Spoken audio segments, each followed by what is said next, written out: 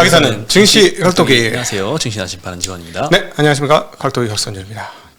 네, 쉽지 않은 나날들이. 오늘은 그래도 전반적으로 오른 종목이 훨씬 많았죠. 네. 대체로 올랐습니다. 오늘. 네. 1%씩 코스피 다 올랐는데. 그리고 좀 의미 있었던 게 그 발표 이후에 떨어졌던 저 PBR 주식들 중에 일부들이 다시 반등하는 모습을 좀 보여줘서 여기 오늘 반등했던 놈들은 좀 길게 갈 수도 있구나 하는 생각을 좀 해봐야 되지 않을까 싶어요. 오늘 그 밸류어 프로그램에 대한 이제 월요일 날 실망이 좀 있었잖아요. 네. 그래서 거기에 대해서 약간의 이 톤 변화가 좀 느껴집니다. 오늘 네. 또 금감원장님이 밸류업에 대해서 강제성을 조금 주입하는 그런 발언을 해서 오늘 또 저 PBR주들 반등에 좀 큰 기여를 또 한 것 같습니다. 네. 그동안 네. 계속 뭐 강제성도 없고 강제성이 없으면 인센티브라도 있어야 되는데 강제성도 없고 인센티브도 없고 그러면 누가 하냐. 예. 뭐 그런 비판이 많았는데 네. 거기에 대해서 조금 더 근본적인 해결책을 조금 제시하는 언급들이 좀 영향을 끼쳤습니다. 근데 이번에 이제 나오는 거 보니까 생각보다 그렇게 결론적으로 좋은 거를 바랄 건 없을 것 같지만 분위기가 많이 형성됐다는 게 훨씬 더 중요한 사실 아닌가 싶습니다. 네, 장기적으로는 좋아 네, 보입니다. 장기적으로 무조건 좋아진다. 외국인들의 시각이 그런 네. 것 같습니다. 네. 오늘 보험주가 삼성생명이 12% 오르면서 보험이 1등 제일 많이 올랐습니다. 네. 운수장비에서는 하나 에어로스페이스 어제에 이어서 오늘도 8%대 급등했습니다. 네. 오늘은 게다가 기아랑 현대차도 4%대 반등을 했습니다. 저 PBR주도 많이 올랐고 방산주도 많이 올랐고 오늘 반도체도 많이 올랐어요. 네. 유통업에서도 삼성물산, 신세계, 호텔신라, 현대백화점 이런 회사들 올랐고 네. 기계 섹터에서는 한미반도체가 또 9% 올랐습니다. 아, 엄청나네요. 신고가 거의 이제 시총이 9조 원대. 엄청납니다. 예, 그 곽동신 부회장은 5조 원대 추가로 샀을 때 시장이 한 번 더 놀랬고 5배가 네. 올랐는데 또 산단 말이야? 했는데 7조 원이 됐는데 또 샀어요. 네. 그래서 또 놀랐는데 이제 그가 옳았다라는 게 조금 밝혀지고 있습니다. 근데 1년 지나봐야 알죠. 네. 아직까지야 뭐. 네. 근데 어쨌든 뭐 업황은 되게 좋은 편입니다. 네. 네. 그리고 이제 건설주도 오늘은 많이 올랐습니다. 네, 이것도 저 PBR이라서 올랐는지 여전히 건설 업황에 대해서는 조금 불확실하지만 네. 그래도 재무구조가 조금 괜찮은 기업들 위주로는 반등이 나오고 있습니다. 의약품 섹터와 음식료 섹터가 오늘은 제일 안 좋았는데 그렇다고 뭐 많이 떨어진 건 아니고 0.23%씩 하락했습니다. 네. 오늘 이제 반도체가 특히 HBM 관련주들이 초급등이 나왔습니다. 네. 가장 큰 이유는 정부에서 세제 혜택을 좀 주겠다 이런 발표가 있었습니다. 네. 27일 기재부가 2023년 세법 개정 후속 시행규칙 개정안을 발표를 했는데요. 국가 전략기술 사업화 시설의 이 범위를 확대했습니다. 그리고 일반 시설 대비 더 높은 세액공제 혜택을 주겠다라고 발표를 했는데요. 15% 정도 주는데 중소기업은 25%까지 최대 세액공제 혜택을 받을 수 있습니다. 그런데 여기에 받을 수 있는 이 시설 중에 HBM 등 차세대 반도체 기술 관련 시설을 추가를 했습니다. 그래서 오늘 HBM이 가장 이 영향을 좀 많이 받은 것 같고요. 그리고 또 하나는 이제 OLED 관련 장비, 수소 가스터빈 기술, 수소 저장 기술 등도 포함이 되었습니다. 그래서 관련주들 상승에도 좀 많이 도움이 됐던 것 같고, 국가 전략 기술 이외에 신성장 기술 요 범위도 좀 확대를 했거든요. 여기는 뭐 대형 원전, 방산 기술, 암모니아 발전 기술 이런 것들이 지금 포함이 돼가지고 대기업들은 한 6%, 중견기업 10%, 중소기업 18% 세액공제를 받는다라는 소식에 최근에 방산주들에서 약간 호재가 연이어 터지고 있는 모습인 것 같습니다. 수주도 해외에 잘 되는데 정부에서도 세제 혜택으로 도와주고 있고 그리고 대출도 해주겠다라고 지금 국회에서도 본회의 통과를 앞두고 있죠. 내일이죠. 네, 아주 뭐 방산 쪽에는 호재가 지금 넘치고 있습니다. 네. 네. 너무 많이 빨리 급등해서 내일 또 본회의 막상 통과되면 그렇죠. 또 재료소멸로 반응할 수도 있겠죠. 그렇죠. 네. 지난주에 방산과 관련해서 궁금하신 점은 뒤늦게라도 한번 확인해 보시려면 저희가 방산과 관련된 대담을 이미 지난 주말에 했습니다. 도움이 좀 되실 것 같습니다. 네. 네, 그래서 오늘 하이닉스가 추가로 2.7% 상승을 했고요. 이오테크닉스, 한미반도체, 주성 엔지니어링, PSK 홀딩스 이런 HBM 관련주들 오늘 많이 올랐습니다. 예, 예. 그리고 에코프로가 예전에 이제 2월 초인가요? 그때 액면 분할하겠다라고 수시 공시를 했었는데 공식화를 좀 했습니다. 5대1로 분할하고요. 액면가는 500원에서 100원이 됩니다. 그럼 주가도 5분의 1 토막이 나고 상장 주식 수는 5배로 늘어나서 주가가 지금 한 60만 원 되는데 거기에 5분의 1 토막이 되니까 10만 원 초반 이렇게 되면 더 이제 60만 원 조금 부담스러워했던 사람들도 더 살 수 있으니 수급이 좀 들어오겠다 이런 기대감 때문에 주가가 보통 조금 상승을 하곤 합니다. 그래서 근데 뭐 상승했다가 조금 상승폭을 좀 되돌렸네요. 그래서 1.5% 상승해서 끝났고, 에코프로 BM은 전일 이사회에서 이제 코스피 이전을 위한 상장 폐지를 결의를 했습니다. 3월달 정기주총에서 승인되면 이제 이전 상장 하겠네요. 이것도 2월 초에 이미 예고가 됐었음에도 불구하고 오늘 주가에 좀 작용을 했습니다. 오늘 네. 에코프로 BM은 8% 상승해서 끝났고, 뭐 포스코홀딩스, 포스코 퓨처엠 다 1, 2%씩 이렇게 상승을 했는데, 뭐 엔캠, TCC 스틸은 11%, 12%씩 이렇게 뭐 딱히 큰 이유 없이 급락했던 종목도 있었습니다. 네. TCC 스틸은 뭐 이것 때문에 빠졌을까 싶긴 한데, 대주주가 보유 지분 일부를 좀 블록딜로 매각을 했습니다. 한 40억 정도 규모이고요. 손봉라 회장이 5만 주를 약 7만 9천 원 정도의 시간으로 이제 넘겼는데, 거기에 21일에 블록딜 한 거거든요. 그래서 뭐 블록딜 받은 뭐 보통 외국인이 받아서 다음날 던지긴 하는데, 그러면 이제 22일 날 이미 소멸된 이슈지만 그래도 공시가 나와서 대주주가 던졌다니 뭔가 최근 많이 주가 급등도 일어났겠다, 뭐 고점으로 보나라는 우려가 좀 작용을 했던 것 같습니다. 네, 충분히 그럴 수 있죠. 네. 근데 예상보다 좀 주가가 좀 많이 빠지긴 했네요. 네. 그리고 또 애플이 10년 동안 준비한 뭐 전기차, 이 애플카 개발을 포기했다라는 소식도 있었습니다.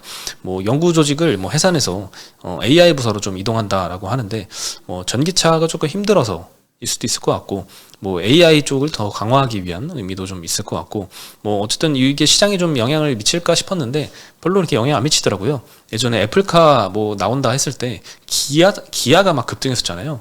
뭐 TSMC처럼 뭐 파운드리처럼 그렇죠. 생산해준다 이런 기대감이 있었는데, 그래서 애플카 없어지면 뭐 좀 떨어지는 회사들이 있을까 싶었는데 뭐 딱히 네. 그런 시장의 영향은 없었던 것 같습니다. 네, 그리고 이제 금감원장의 이 밸류 프로그램 관련한 발언이 있었는데요. 이 특별한 기준을 좀 미달을 하는 상장사는 퇴출을 고려해야 된다라고 언급을 했습니다. 네. 이게 일본에서는 뭐 PBR 한 배 미만이면 뭐 상장 폐지시키는데, 우리는 그에 비해서 강제성이 떨어지기 때문에 밸류 프로그램 효과가 없다, 이런 비판도 있었는데, 사실 일본도 무조건 상장 폐지시키겠다고 한 건 아니고 이런 정도의 언급이었거든요. 뭐 상장 폐지를 고려할 수 있다 정도의 언급이어서, 마찬가지로 강제성이 없는 좀 연성규범인 거는 둘 다 마찬가지인데, 금감원장의 발언도 이것도 현실화되기는 조금 힘들어 보이긴 하지만 어쨌든 시장에서는 약간 좀 가려운 부분을 긁어준 느낌은 있는 것 같아요. 네. 네, 28일 기자간담회에서 주주 환원 지표를 만들고 미충족하는 기업들은 퇴출하는 안을 고려할 수 있다라고 언급을 했습니다. 그리고 밸류 프로그램이 월요일 날 발표가 됐고 실망을 했는데, 그때 한 번 발표만으로 판단하기에는 시기상조다. 앞으로 계속 뭔가 수정돼서 구체화될 거라고 생각을 하게 만드는 것 같습니다. 그리고 또 하나가 이제 적절한 승계가 되도록 상법, 자본시장법 개정도 공론화할 필요가 있다라고 언급을 했습니다.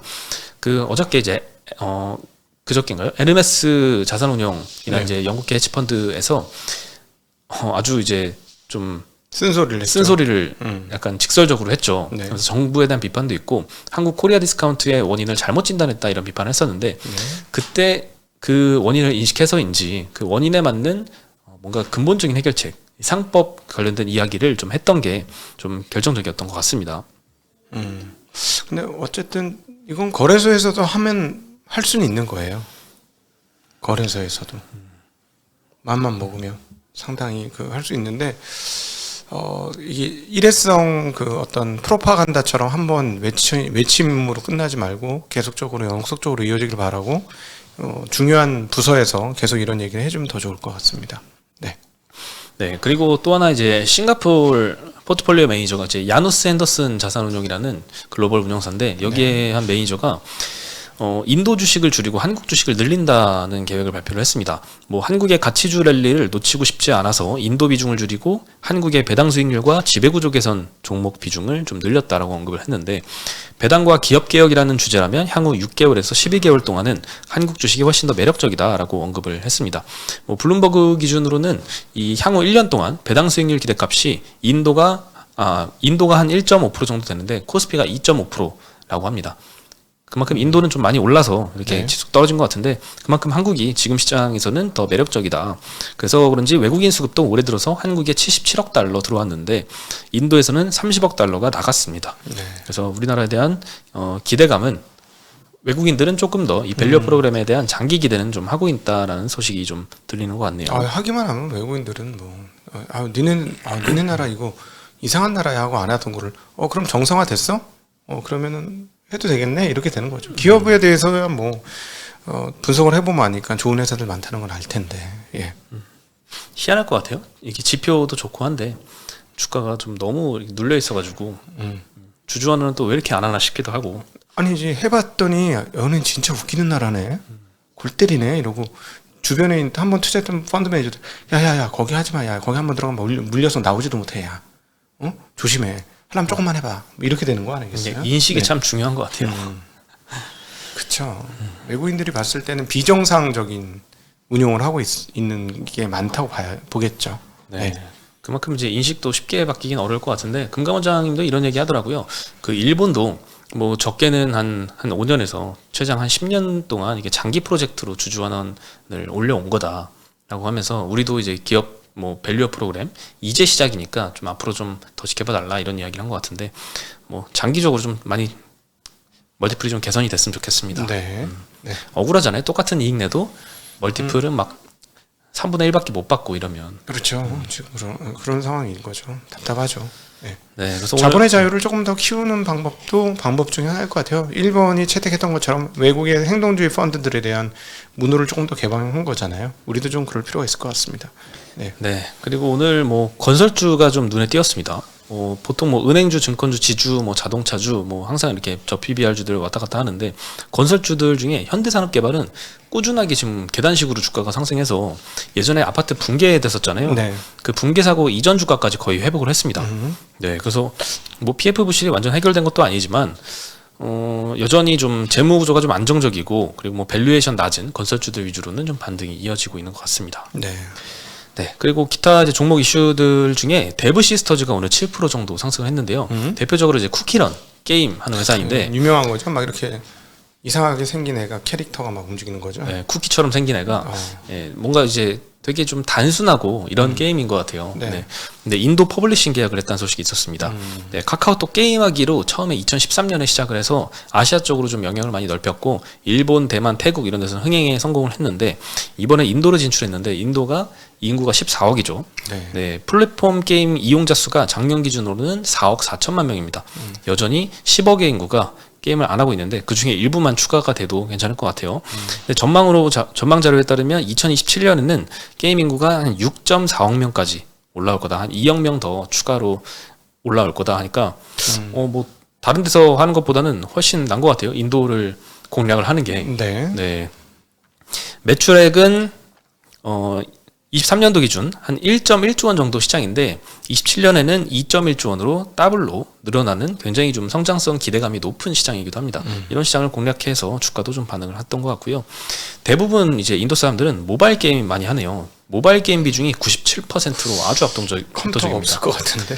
네, 근데 핸드폰은 다 있네요. 그러니까 싸니까 뭐 15만 원 뭐 이런 게 100달러대 많이 팔리잖아요. 네. 네. 그리고 SNS텍이라는 회사가 오늘 17% 급등을 했는데요. EUV 펠리클이 이제 양산에 돌입을 한다. 이런 소식이 좀 영향을 끼쳤습니다. 이때까지 좀 EUV 펠리클은 해외 기업들만 좀 잘 나가고 있었고 네. TSMC는 이미 이제 도입을 해서 쓰고 있었는데 삼성은 아직 안 쓰고 있었습니다. 이제 펠리클이란 거는 이제 회로 패턴이 그려진 포토마스크에 이물질이 묻지 않도록 손상을 좀 방지하는 역할인데 포토마스크가 싸면 펠리클 필요 없겠지만 너무 이제 수억 원 정도 하니까 비싸니까 요거 이제 한번 고장 나면 이제 많은 돈이 들어가기 때문에 요거 보호하기 위한 펠리클을 이제 계속 수요가 좀 늘어나고 있다라는 것 같습니다. 네, 삼성에서는 이제 뭐 SNS텍이 잘만 수율만 만들어 주면 이제 쓰긴 할 것 같은데 이제 올해 한 7월부터 아마 양산을 한다고 합니다. FST는 내년 8월에 이제 양산 설비를 확보를 한다고 하는데 둘 다 이제 삼성전자에서 직접 지분 투자까지 하면서 열심히 키우고 있는 회사라서 잘 나오는 것 같습니다. 네. 네, 마지막으로 이제 쇼박스가 12% 상승했는데 파묘가 BEP 거의 달성했습니다. 아주 뭐 이 사람 저 사람 막 뭐 이렇게 돌아다니고 있어요. 사람들이 파면 뭐 재밌다는 둥, 무섭다는 둥. 전 뭐 이러죠? 지난주에 이제 예약을 하려고 했더니 막 예약이 다 꽉 차 있는 거예요. 맨 앞에서 막 세 번째 주까지만 자리가 남고 뒤에는 막 한 자리씩만 드문드문 비어 있어가지고 5시간 정도 후에 하는 거를 예약을 했거든요. 그래서 네. 이제 봤는데 뭐 저는 재밌게 봤습니다. 혹시 저기 혼자 가셨죠? 둘이 갔죠. 이렇게 무서운 영화 보여주면 안 되는데. 근데 이제 뭐 보고 싶다고 해서 이렇게 무서운 영화를 보면 안 됩니다. 안 돼요. 네. 예. 그래서 무서운 거 좀 어려워하시는 분은 저는 안 보려고요. 조금 힘들 수는 있습니다. 네. 나 무서운 거 싫어. 옛날에 무서운 거 같다 심장이 없어지는 줄 알았어. 하도 놀래가지고. 어떤 거 보고요? 이상한 영화 있었어요. 이상한 영화 있었는데 하면서 뭐가 픽 나타나 그래서 좀 잘 놀라시는 편인 것 같아요. 네, 그러다가 막 나중에는 이게 감당이 안 되는 거예요. 별것도 아닌 건데 이렇게 놀래가지고 그다음부터 이제 무서운 영화 트라우마가 생겼어요. 갑자기 그때 놀라시는 짤이 생각이 나네요. 나 귀신 나오는 것도 싫고 어려서부터 나 전설의 고향 같은 거 너무 무서웠어. 네. 이 파묘가 손익분기점이 330만 명이라고 하는데 지금 일주일 만에 300만 돌파를 해서 이제 손익분기점 이제 넘을 것 같습니다. 곧. 이제 극장으로 좀 가는 모양이네 사람들이. 네. 이런 대작들이 있으면은. 근데 그래서 CGV는 워낙 그 깨진 게 많아갖고 회복하려면 이런 거 한두 개 가지고 될 일은 아닌 것 같아요, 그죠? 네. 네. 근데 그 기업 하나 사느냐 죽느냐 상황이니까 좀 잘 됐으면 좋겠네요. 네. 오늘 소식은 여기까지고요. 저희 내일 다시 인사드리겠습니다. 네, 안녕.